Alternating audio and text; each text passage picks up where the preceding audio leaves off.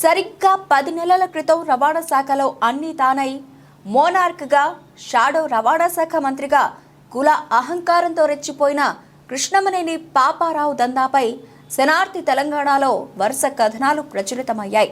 రాష్ట్రంలో రవాణా శాఖలో రావణ కాష్టంగా అవినీతిని పెంచి పోషించి ప్రతి నెల కప్పం కట్టించకపోవడంతో పాటు ఉద్యోగస్తులను అధికారుల పట్ల కనీస మర్యాద లేకుండా వ్యవహరించాడు కృష్ణమనేని పాపారావు. అప్పటికే రాష్ట్రంలో తమ హవా కొనసాగిస్తున్న పాపారావు పేరుకు తగ్గట్టుగానే పాపాల పుట్టగా మారాడు. అమెరికా పోయినా, కులం పదవి పొందాలన్నా, చివరికి అయ్యకు అడపడమైన విగ్రహం పెట్టాలన్నా ఎంవీఐల చెమటను దోచుకోవాల్సిందే. అడ్డం వస్తే దాడులకు సైతం పాల్పడిన దుర్మార్గుడు. అలాంటి విభిన్న పాపాలతో పేరు తెచ్చుకున్న పాపారావుపై శనార్థి తెలంగాణలో 16 రోజుల పాటు journalist TV CEO Mareddy Nagender Reddy వరుస కథనాలు అందించారు. ప్రస్తుతం తీన్మార్ మల్లన్న ఫోన్ ట్యాప్ చేశామని ఎస్ఐబి మాజీ అధికారులు నోరు విప్పడంతో పాపాల రాయని చరిత్రను బట్టబయలు చేసిన రిపోర్టర్ల ఫోన్ నంబర్లను సైతం ట్యాపింగ్ చేశారు. ఫోన్ ట్యాపింగ్ వ్యవహారంపై పొలిటికల్ అనలిస్ట్ మారెడ్డి నాగేందర్ రెడ్డి విశ్లేషణ ఎక్స్క్లూజివ్ ఆన్ జర్నలిస్ట్ టీవీ. రాష్ట్రంలో పెన్షన్ చల్లంగా మారిన ఫోన్ ట్యాపింగ్ వ్యవహారంలో నమ్మలేని నిజాలు బయటపడుతున్నాయి.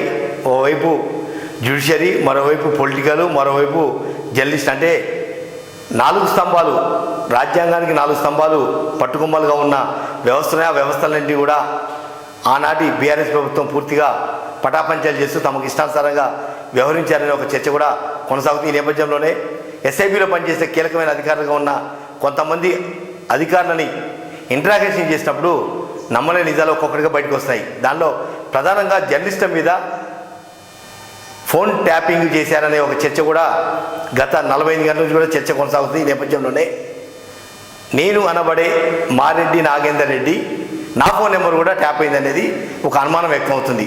ఎందుకంటే 2023 ఆగస్టు నెలలో అటు కేసీఆర్ ఇటు కేటీఆర్ మధ్యలో మిస్టర్ పాపాలరావు, అంటే రవాణా శాఖలో పేరెన్నిక గన్న పాపారావు, షాడో ట్రాన్స్పోర్ట్ మినిస్టర్గా కొనసాగిన మిస్టర్ పాపారావు, కృష్ణమనేని పాపారావు ఆడింది ఆట పాడింది పాటగా రాష్ట్రంలో కొనసాగింది. ఆయన ఏది అంటే దానికి తా అంటే తందాననే పరిస్థితి ఆ రోజు బీఆర్ఎస్ ప్రభుత్వంలో కొనసాగింది.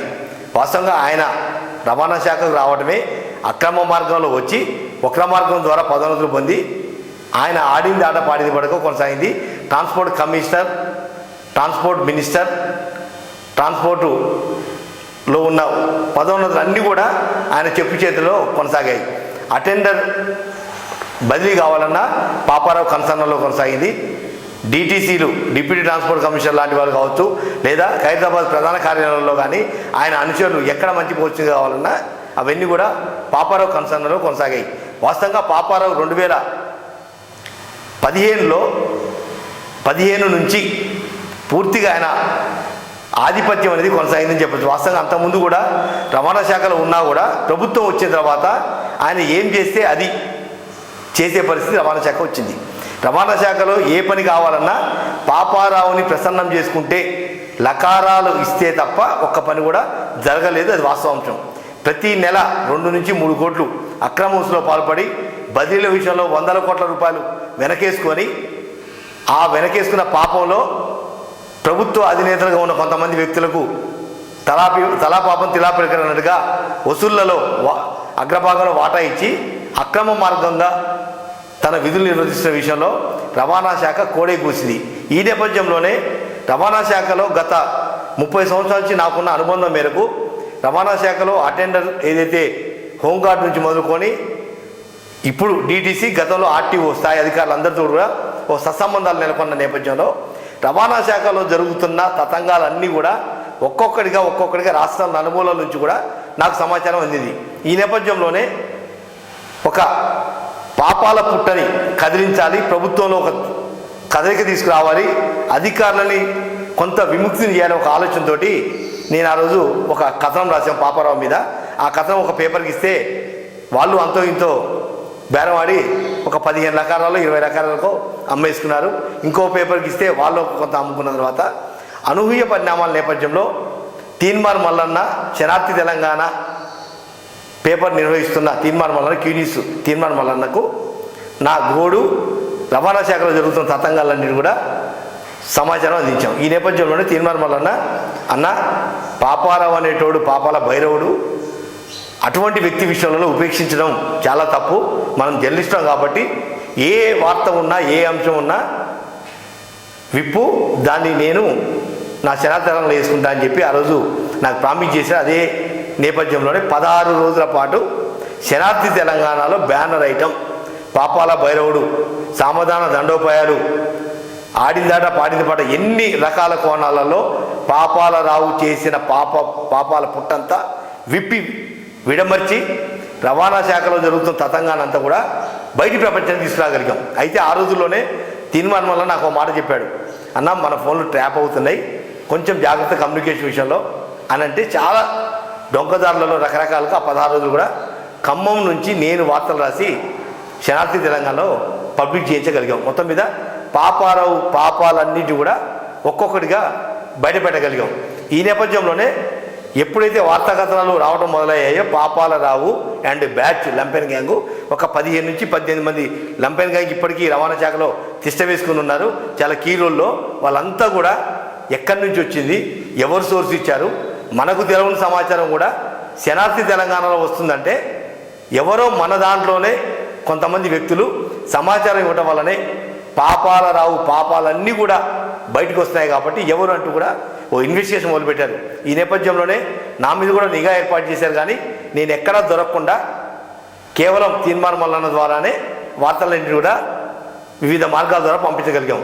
ఈ నేపథ్యంలోనే ఎస్ఐబి అధికారి ఇచ్చిన స్టేట్మెంట్లో జర్నలిస్టుల మీద కూడా మేము నిఘా పెట్టామంటే తీర్మానం వలన ఫోన్ ఆల్రెడీ ట్రాప్ చేస్తున్న నేపథ్యంలో నేను ఆ రోజు 16 రోజుల పాటు పాపారావు మీద శనార్థి తెలంగాణలో ఫస్ట్ పేజీ బ్యానర్ ఐటమ్ ప్రతిరోజు ఆగస్టు ఫస్ట్ వీక్ నుంచి 3వ వారం వరకు ఆయన వెలముక్కుల సంఘం జాతీయ అధ్యక్షుడిగా అవ్వాలనే ఒక కోరికతోటి ఎంతమందిని వేధించాడు, ఎంతమంది దగ్గర డబ్బులు వసూలు చేశాడు, ఆయన తతంగాలు, అంతర్గత అంశాలు, అక్రమ ఆస్తులు, వసూళ్ల పర్వాలు, పోస్టింగ్ల విలువలు అన్నీ కూడా విడమర్చి చెప్పగలిగాం. ఈ నేపథ్యంలోనే తీర్మానం వల్ల నెంబరు ఏదైతే ట్రేస్అవుట్ చేశారో, ఫోన్ ట్యాపింగ్ పెట్టారో ఆ నేపథ్యంలో నా నెంబర్ కూడా ఉంటుందనేది ఒక ఆలోచన, ఒక అనుమానం కూడా. ఈ నేపథ్యంలోనే జర్నలిస్టు ఎవరు కూడా ఇటువంటి ఊకదం పుడుకో లేకపోతే ఫోన్ ట్యాపింగ్లో భయపడాల్సిన అవసరం లేదు.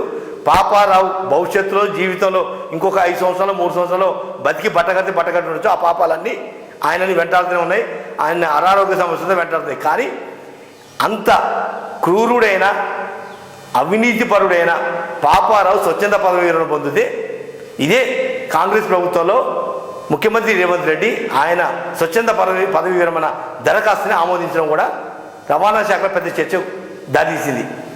ఇన్ని పాపాలు చేసి ఇన్ని వేల కోట్ల రూపాయలు సంపాదించి ఇన్ని అక్రమ పద్ధతులలో పదోన్నతులు కల్పించి అక్రమ మార్గంలో పదవులు అనుభవించి కోట్ల రూపాయలు కూడగట్టి ఆ రోజు ఉన్న కొంతమంది ప్రభుత్వ పెద్దల కన్సర్న్లో నడిచిన వ్యక్తిని ఎందుకంత ఈజీగా తీసేశారు అంటే ఒక వెలమ ఎమ్మెల్యే రికమెండ్ చేస్తే పాపారావు స్వచ్ఛంద పదవి ఉన్న దరఖాస్తుని ఆమోదించినట్టుగా ప్రచారం జరుగుతుంది. ఈ విషయంలో మాత్రం ముఖ్యమంత్రి రేవంత్ రెడ్డికి జర్నలిస్ట్ టీవీ తరఫున వినమ్రంగా డిమాండ్ చేస్తున్నాము.